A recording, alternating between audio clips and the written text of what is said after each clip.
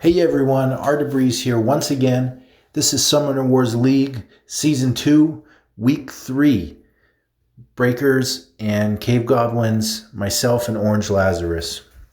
I start, as you can see, I move quite aggressively with a hypnotic call.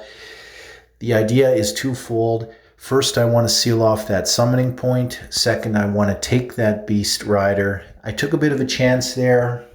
3 out of 4 is, I think, something like 60% of the time you hit. So it's not totally a coin flip. Having said that, it puts you in a good position to move Cthulhu up the field, and it worked. Of course, the Beast Rider dies the following turn.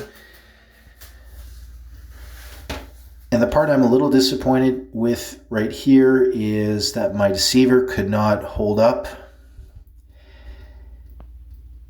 She had full health. I mean, I guess he put a lot of hits on her, but at the same time, they then take out my Mind Witch. That hurt.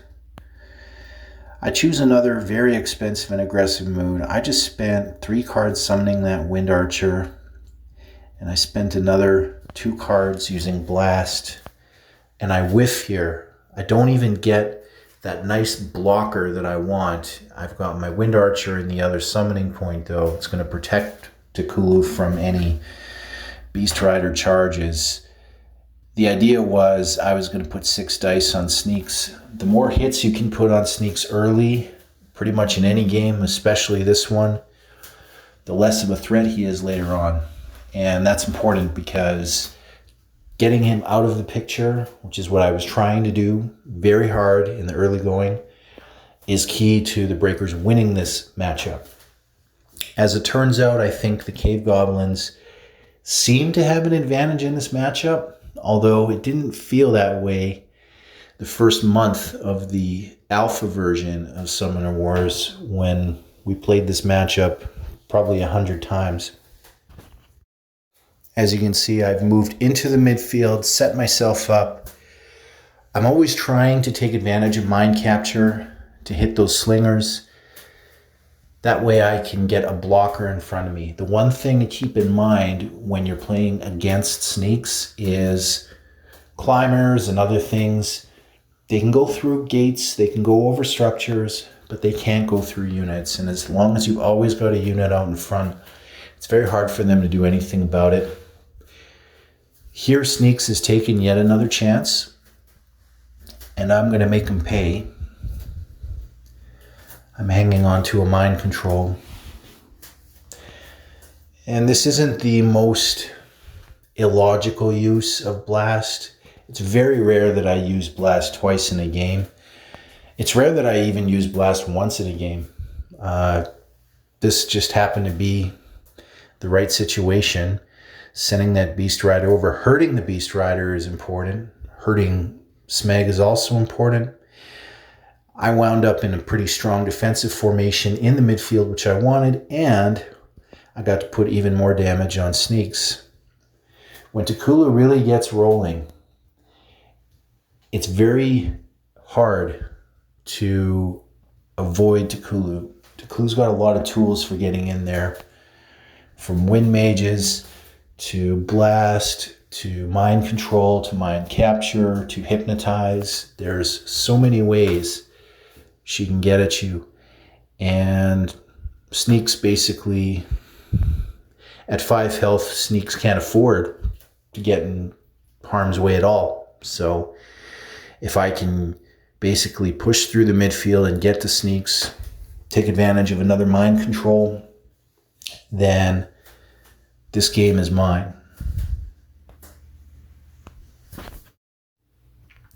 As you can see, I'm making use of Deceivers.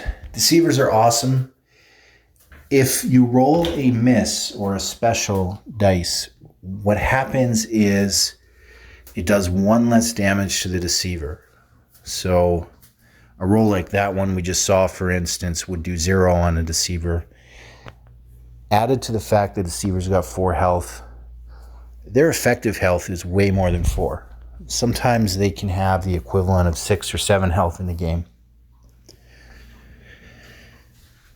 And on top of that, every time you move off one, it does damage. And Sneeks' units don't have a lot of health to begin with, slingers especially. So if they're a great unit to use. Here you can see deceivers at work. I'm still pushing hard with Takulu to make sure that I'm getting mind capture in front. Despite all the action there's been in the midfield, Sneeks has done a surprisingly small amount of damage. There I used Hypnotize to pull a unit off a deceiver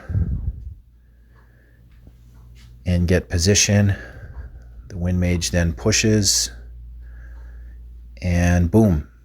If I had a mind control in my hand, I could have turned that Blarf over and I could have maybe ended the game. I don't know. Hypnotize, mind control, Wind Mage, maybe. Who knows? Didn't turn out that way.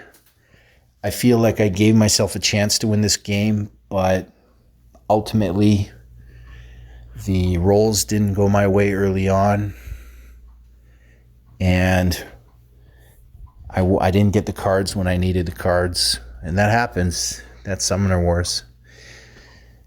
Having said that, I did manage to almost destroy Sneeks, so who knows what would have happened if I'd have gotten a little bit luckier on the rolls.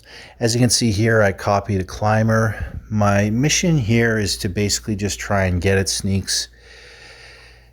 On the following turn, if that Wind Mage destroys that Slinger and pushes the Mind Witch into the same lane, then they could theoretically take Sneeks out. I'm sure Orange Lazarus saw that coming, so I'm sure he had a plan. As it turns out, I felt like he took an unnecessary risk here. I have almost no cards in my hand. I started this game spending a crazy amount of magic, like way more than I normally do. And he just so happened to have Sneak. I think he needed 2 Sneaks here, actually, and Pylon to execute this move. And he needed to expose Sneaks. A 1 for 4 is unlikely, but if he rolled it, I win.